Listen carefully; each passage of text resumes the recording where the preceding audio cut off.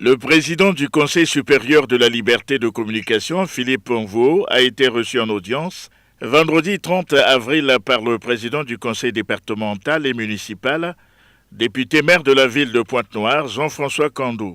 Le président du Conseil supérieur de la liberté de communication était accompagné, entre autres, du président du Haut Conseil de communication de la République centrafricaine, José Richard Pouambi, et du président du Conseil supérieur de l'audiovisuel et de la communication de la République démocratique du Congo, Christophe Tito Ndombi. Au sortir de cette audience, Josué Richard Pouambi, de la République centrafricaine, a évoqué la responsabilité des journalistes dans nos pays à démocratie naissante.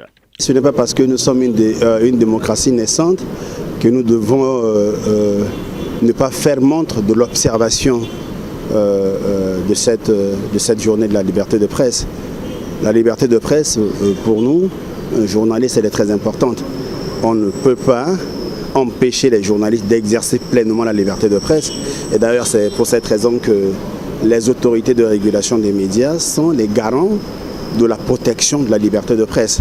Et donc, nous sommes les protecteurs de cette liberté. En même temps, nous protégeons également les journalistes. C'est pour cette raison que nous clamons haut et fort et nous demandons aux journalistes d'observer scrupuleusement les vertus de la liberté de presse, de ne pas confondre la liberté de presse avec la liberté de diffamer, la liberté d'injurier, la liberté de s'immiscer dans la vie privée de nos concitoyens.